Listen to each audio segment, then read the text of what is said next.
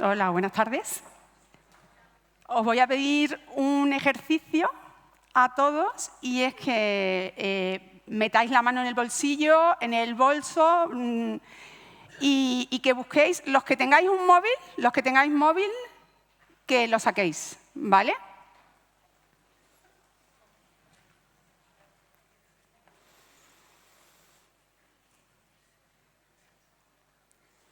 ¿Lo tenéis todo fuera? No lo guardéis, por favor, ¿vale? Ya luego os diré para qué, ¿vale? Bueno, yo os cuento. En 2012 yo tomé una decisión que impactaría mi vida y la vida de miles de niñas para siempre.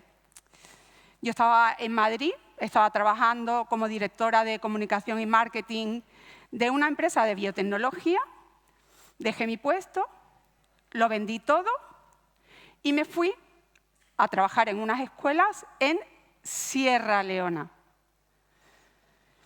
Cuando digo Sierra Leona, probablemente a los que tengáis más o menos mi misma edad os habrá venido a la mente la película Diamantes de Sangre.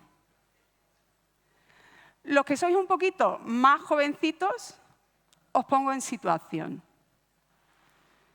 Año 2014. Llega en un avión medicalizado a España un misionero contagiado de ébola.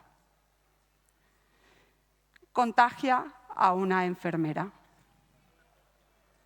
Hay un perro del que se habla durante todo un mes en España. Probablemente, si te pregunto por el nombre de la enfermera, tal vez te venga a la cabeza. Si te pregunto por el nombre del perro, inmediatamente, ¿cómo? Excalibur. ¿Y si te pregunto por el nombre del misionero? Un poquito más difícil, ¿verdad? El misionero se llamaba el hermano Manuel. Te repito, el hermano Manuel. Pero yo ahora mismo no te quiero hablar de Sierra Leona, ahora mismo, y tampoco te quiero hablar del hermano Manuel. Te quiero hablar de lo importante que es decidir en nuestra vida. Y te voy a poner mi ejemplo, ¿no? Y lo primero que te voy a contar es lo que yo no he decidido en mi vida.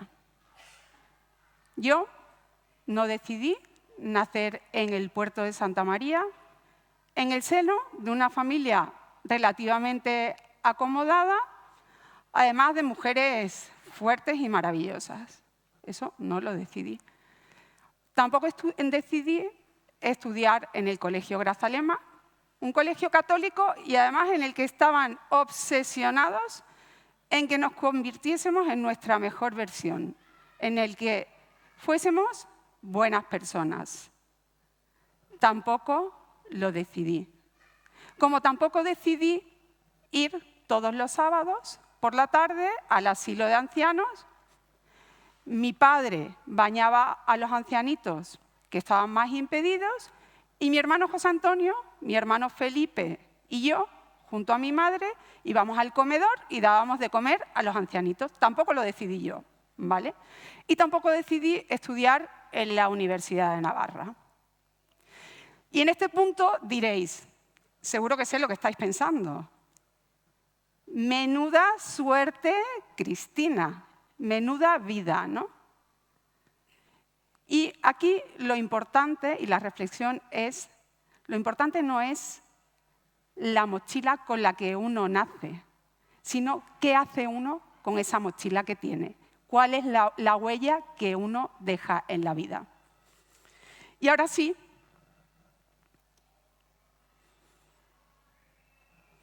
os voy a contar lo que yo sí decidí. Y os voy a contar cómo empiezo a escribir mi libro, ¿no? Mi historia. Y entonces yo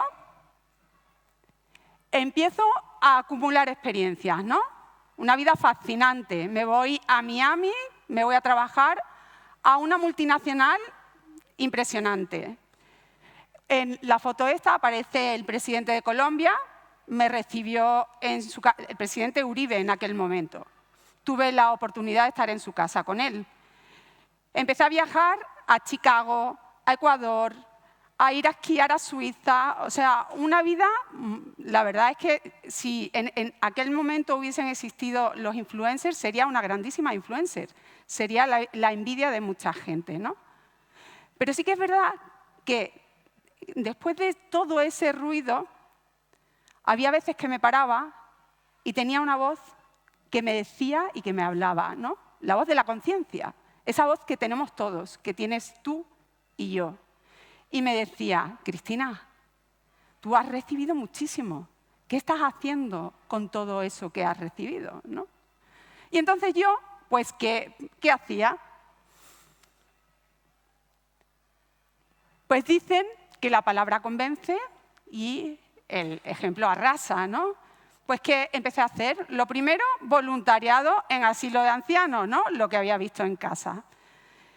La voz seguía siendo cada vez más fuerte, entonces, bueno, algo un poquito más exótico, ya decidí ir a dar de comer a los comedores de las misioneras de la caridad, ¿no? Eso en Madrid, ¿no? Pero sí que es verdad que hay un punto de inflexión en mi vida. En el año 2011 son las Jornadas Mundiales de la Juventud en Madrid. Y decido ser voluntaria, ¿no? Y allí descubro algo impresionante. Allí descubro que hay personas que no solo dan las migajas para los demás, sino que deciden darse completamente para ayudar a que haya un mundo mejor. Y es que además son inmensamente felices. Y con ese ejemplo tan impresionante, inspirada por ellos, en 2012 me embarco en la aventura de darme radicalmente a los demás. Y llego a Sierra Leona. Y llego a Sierra Leona y era el 5º país más pobre del mundo. Y yo pensé, bueno, yo soy una mega crack. He trabajado en Miami, he estudiado en grandísimas universidades y lo digo con honestidad. Yo pensé que en un año la pobreza en Sierra Leona acababa. De verdad, de verdad, con honestidad. ¿Qué pasa? Que me encontré con un país y unas realidades muy, muy bestias. Me encontré con un país pues, que no tenía agua corriente. Me encontré con un país que no tenía luz y que, pues, en los hospitales, imagínate que te caías o tenías un accidente. Pues si no tienes luz, llegas al hospital y no te pueden hacer una radiografía, ¿no? Tú llegas al hospital a morir, llegas al hospital a morir. Y además, que no llegué a un país donde no había médicos tampoco, ¿no? Pero me encontré con una realidad que realmente fue lo que más me impactó a mí. Yo empecé a ir a mis reuniones de trabajo y de pronto sentía como que me ponía el traje de transparente. Yo desaparecía. ¿Pero por qué desaparecía? Por el simple hecho de ser mujer. Y entonces descubrí que a las mujeres en Sierra Leona se les tenía que recordar, esto es en criollo, woman get right for learn book. La mujer tiene derecho a aprender, porque pensaban que no tenían derecho a ir al colegio.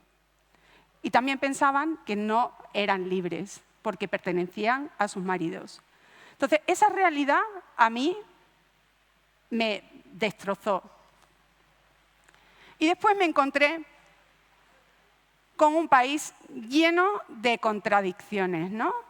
Me encontré con un país inmensamente pobre, pero extremadamente rico en riqueza natural y no solo los diamantes de sangre, que tenía unas tierras riquísimas, sino que empiezo a descubrir que hay otros minerales, ¿no? Y descubro un mineral que se llama coltán. Y empiezo a preguntar por ese coltán y me dicen, ese coltán se necesita para que tu teléfono y el mío funcione, para que tu iPad y el mío funcionen, para que el último reloj funcione. Es un mineral muy codiciado. Y entonces descubro que ninguno de esos minerales se queda en el país. De pronto veo que hay una única vía de tren que contiene, todos los días, saca como 300 vagones llenos de no se sabe qué, que se procesa en alta mar. Y todo eso después llega o se utiliza para que tú y yo tengamos el último iPhone, el último iPad, ¿no? Y después descubro una cosa más. Descubro que es muy difícil que la pobreza se acabe en Sierra Leona, porque hay demasiada gente que está interesada en ganar dinero con ella.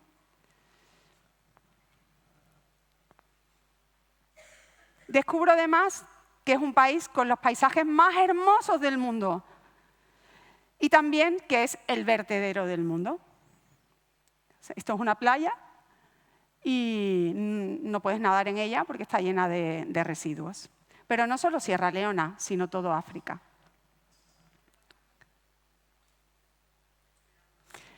Pero el tesoro de verdad que descubro es su gente, los niños, sus sonrisas, que no tienen culpa de nada.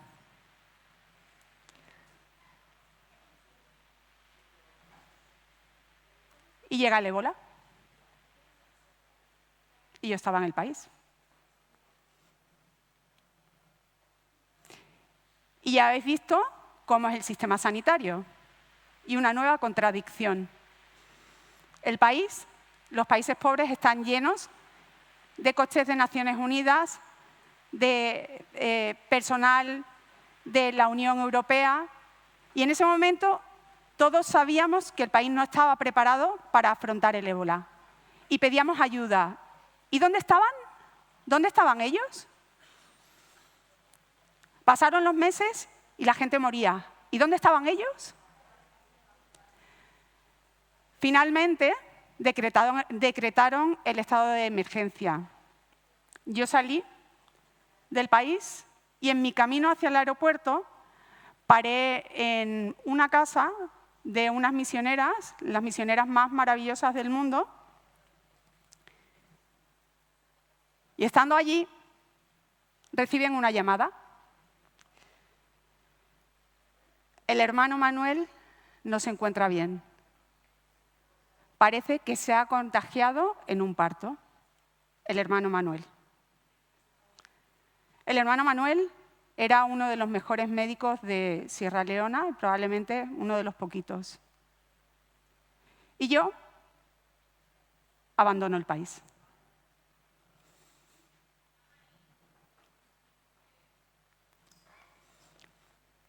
Y ahí me toca decidir.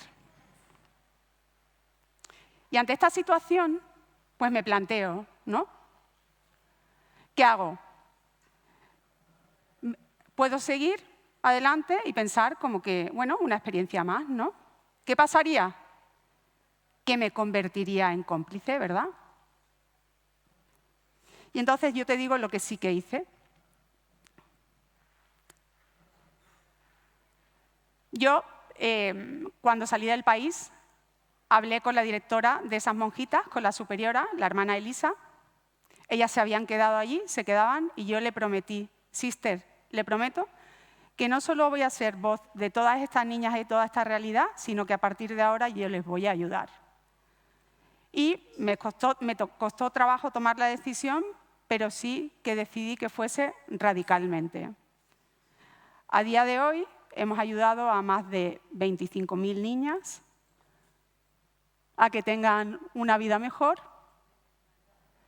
y lo hemos hecho a través de estas monjitas y a través de otros misioneros. Estas son algunas de las fotos de nuestros proyectos, ¿no? Y ahora, en este momento, te planteo a ti. Te planteo que vuelvas a sacar ese teléfono Muchas veces decimos, no tiene nada que ver conmigo, la pobreza de África no es mi pobreza, ¿no? Entonces, el Papa Francisco lo llama la globalización de la indiferencia. Y yo, ahora que te he demostrado la conexión, te invito a que transformes ese coltán de sangre en coltán de esperanza. ¿Y cómo? Te invito a que escanees este código QR. Te lo pongo de nuevo, a que escanees, a que escanees este código QR y le transformes o le salves la vida a una niña en Sierra Leona. Y para finalizar,